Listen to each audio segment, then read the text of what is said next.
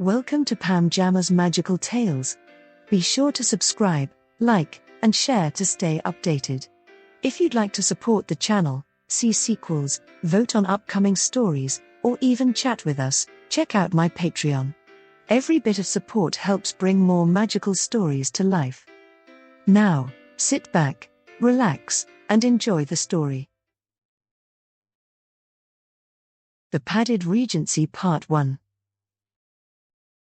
by Pam Jammers. Chapter 1, You Win Some.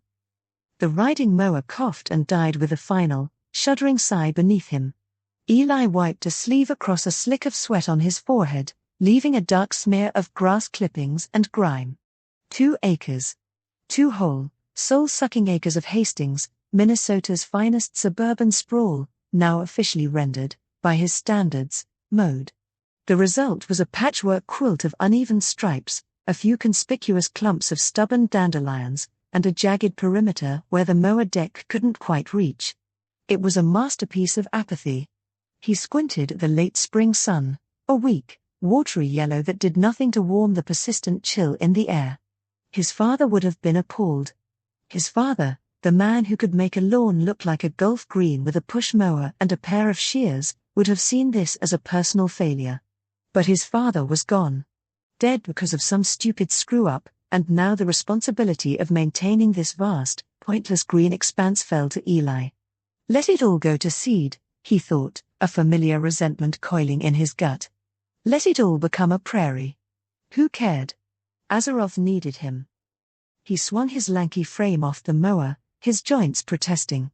At 19, he moved like an old man, all creaks and stiffness.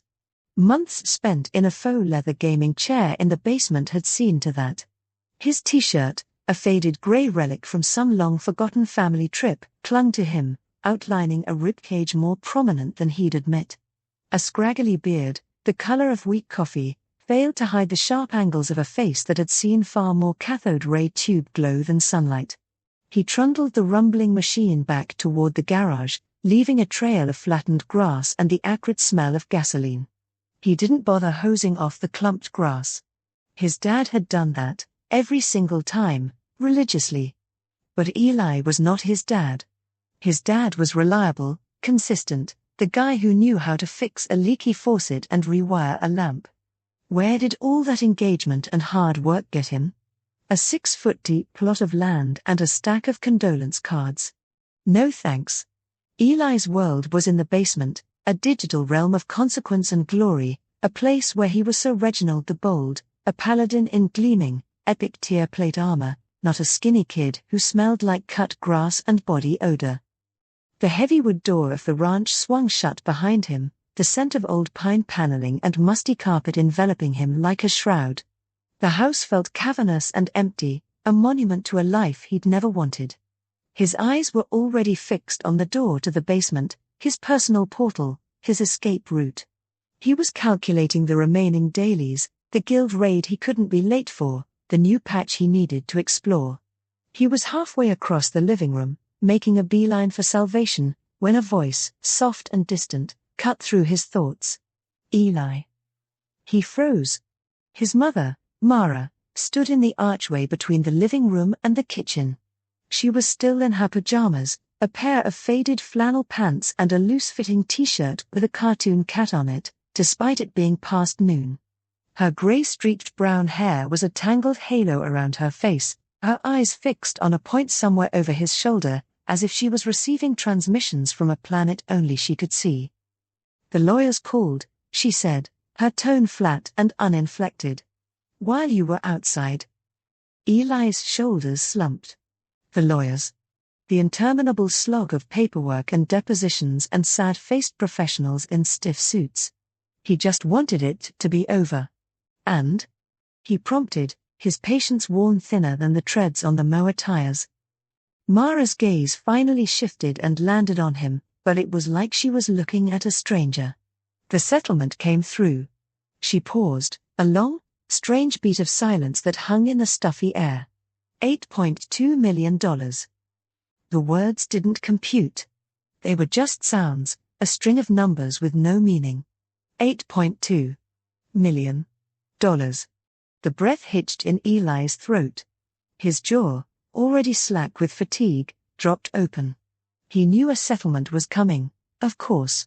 He'd imagined a number, maybe enough to pay off the mortgage, maybe a little extra for a new computer. Not this. This was a number from a game, a loot drop from a world boss, an unreal, mythical sum. A slow, disbelieving grin started to stretch across his face. The worries about the shoddy lawn, the greasy feeling on his skin, the faint headache from too many energy drinks, it all dissolved. The grin spreading across Eli's face grew. He looked from his mom's vacant expression to the dusty, sunlit living room, trying to anchor the unbelievable number to something tangible. He could buy every energy drink in Minnesota. He could buy a new computer, not just one, but 3, set them up in a ridiculous multi-screen command center. He could pay someone else to mow this stupid lawn, forever. The thought was so intensely, wonderfully liberating it made him feel dizzy. His mother took a slow, deliberate breath, her posture straightening almost imperceptibly. "Well," she said, her voice gaining a sliver of its old, decisive tone, the one he recognized from before the fog had permanently settled in. "I've also been thinking about my own personal needs." Eli's stomach clenched. The thinking was never good. Not lately. "I've invited Carol and her daughter to come stay with us," Mara announced, her gaze fixed on the middle distance again, as if she were reading from a script only she could see. "Just for a little while. Now that we have the means. Her daughter is going into elder care next semester here in town and I could use the company, Eli. You're always so busy down there." It was the classic guilt trip, delivered with the blunt, unvarnished honesty of someone who couldn't be bothered with social subtleties. And Carol. He remembered Carol. A loud, forceful woman with a laugh that felt like it was rattling the fillings in your teeth. Her daughter was a complete unknown, but her presence was an unwelcome variable.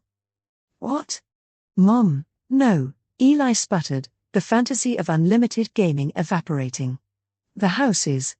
It's our space." A familiar glaze washed over Mara's eyes. She became a monument to her own decision, unmovable. "It's already done, Eli. I told them yes. You're in the basement all the time anyway," she added, the words a gentle but devastating dismissal.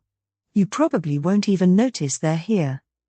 He grumbled, a low, guttural sound of pure frustration. "Fine. Whatever. When can I get some of the money? For a new setup?" It was a desperate, clumsy attempt to salvage a victory. "I don't know," she said, shaking her head slowly. The shift was jarring.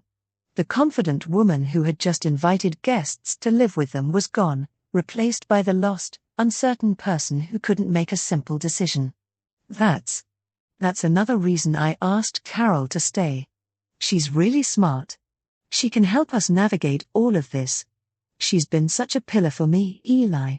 So strong. Your father. He was the strong one. Her voice trailed off, the unsaid words hanging in the air between them.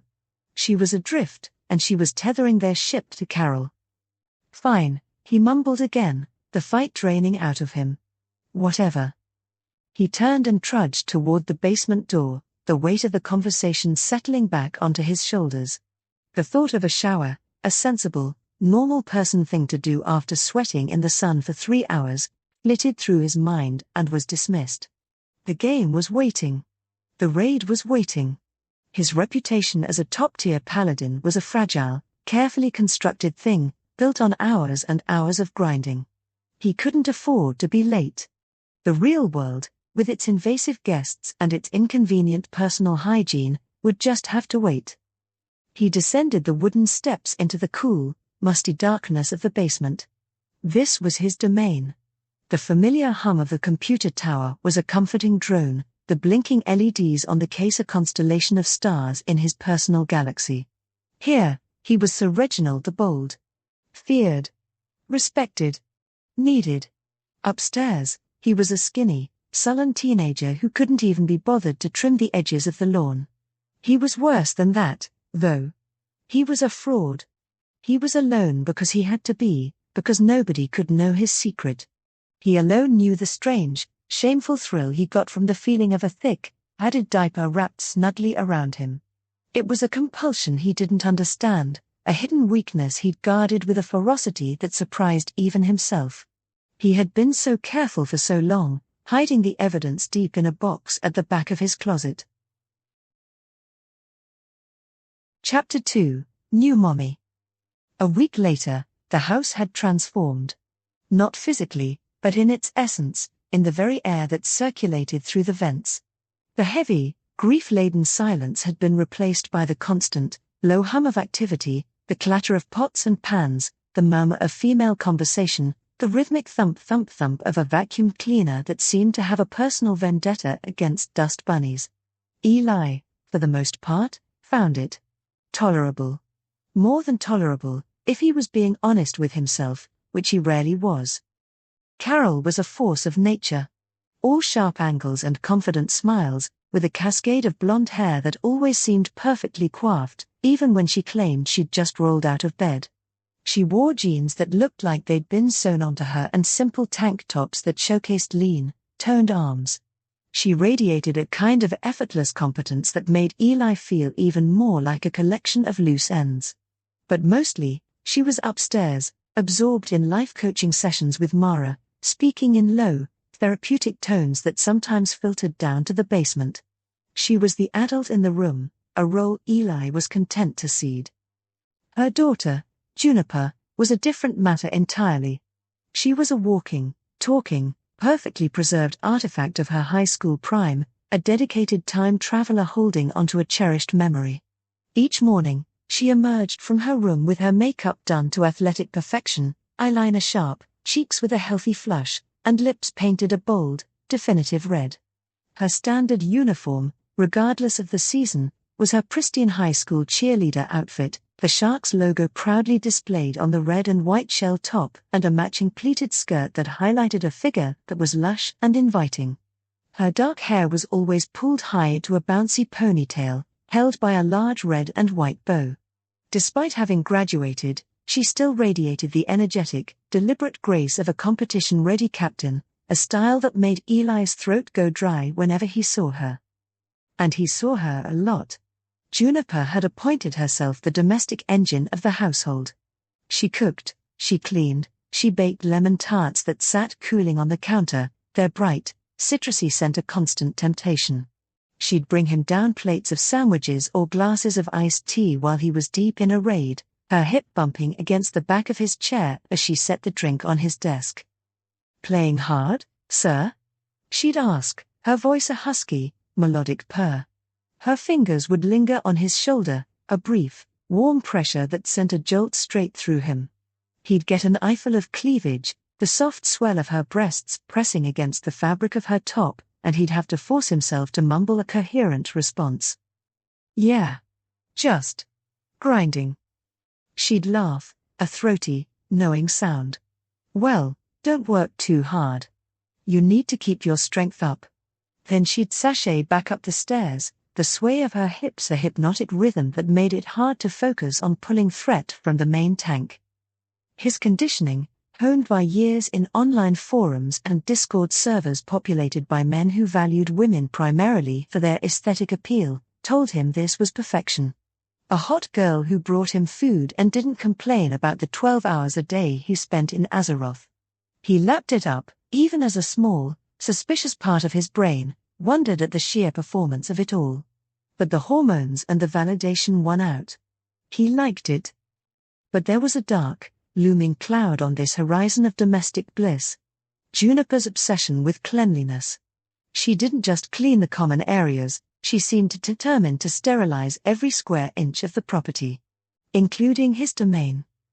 "Juniper, you don't have to do my room," he'd said, trying to sound casual as he'd caught her with a duster in her hand, her eyes scanning the messy landscape of his basement bedroom. "Oh, it's no trouble at all, Eli," she'd chirped, her smile dazzling. "A clean space is a happy space. Your mommy told me you've been so down, I just want to make things nice for you." She could not find out. She just couldn't. The thought was a constant, corrosive acid in his gut. His secret, his shameful compulsion, was hidden in a box at the back of his closet, buried under a pile of sweatshirts he hadn't worn in years. But what if she found it? What if her relentless, cheerful scrubbing unearthed his deepest shame? He'd started double-checking the closet door every night, a ritual of anxiety that gnawed at him almost as much as the need itself. The digital clock on his monitor displayed 12:17 a.m. Upstairs, the house was a tomb, save for the faint hum of the refrigerator and the rhythmic breathing of sleeping occupants. Down here, in the cool, dim glow of his monitors, a different world was alive. Sir Reginald the Bold, gleaming in a mix of mythic and epic tier plate, stood atop a cliff in the Dragon Isles, the virtual wind whipping at his cape. His guild, the Iron Vanguard, was burning through a new world quest, their banter a familiar stream of text and Discord chatter filling his headphones. "Reg, you on ads? Get the damn whelps," crackled the voice of their raid leader, a guy named Tank who sounded like he gargled gravel. "On it," Eli mumbled, his fingers dancing across the keyboard. He was in the zone, the rhythmic cycle of abilities second nature. The world outside the basement, the strange and wonderful domestic invasion, faded to a dull hum at the back of his consciousness. He was a paladin, a bastion of holy light, not a skinny kid with a shameful secret and a crush on his new housemate. His phone, propped against his tower, lit up with a soft chime, a notification that cut through the sounds of battle. Juniper. His stomach did a little flip-flop, a Pavlovian response to her name alone. He glanced at the screen. Juniper wrote, "Can I tell you a secret?" He gulped, character mid-swing. "A secret? From her?" He tapped back a quick reply. Eli responded, "Sure." Juniper pleaded, "I think I'm a freak. Do you promise not to hate me after I tell you?" Eli's brow furrowed. He knew what it was like to feel like a freak. The label was one he'd applied to himself the first time he'd felt that strange, intoxicating thrill from the crinkle of a plastic shell. It was a secret he'd guarded more fiercely than any loot drop in Azeroth. Eli ensured, "I won't." Juniper asked, "Can I tell you why I really want to go into elder care? Why I'm so eager to change people's diapers?" He swallowed. The word hung there in the text, glowing with an impossible significance. Diapers. His throat went dry, and a bead of sweat traced a path down his temple. The clashing sounds of dragons and spells in his headphones suddenly seemed distant, muffled. Eli responded, "Why?" His thumb hovered over the send button, trembling slightly. Juniper texted, "Well, I kinda have a thing for caring for people who can't care for themselves." He didn't respond. It was too close. Too close to the home he'd built in the locked room of his own mind. The words on the screen blurred. He felt a disconnect between his fingers on the keyboard and the brain telling them what to do. A whelp, a small, scaly dragon, exploded in a shower of pixels right in front of him. He'd missed his cue. "Reginald, what the hell are you doing?" Tank's voice exploded in his ears. "Wake up. You're gonna wipe us." Another text from Juniper appeared. "It's all-encompassing. The only time I feel truly happy is when I'm caring for someone who can't care for themselves. But it's more than just feeling okay. Sometimes it also makes me feel other things. Sometimes it makes me touch myself when I think about it." The sentence landed on the screen like a physical blow. His vision tunneled, the frantic combat in the game vanishing into a peripheral smear.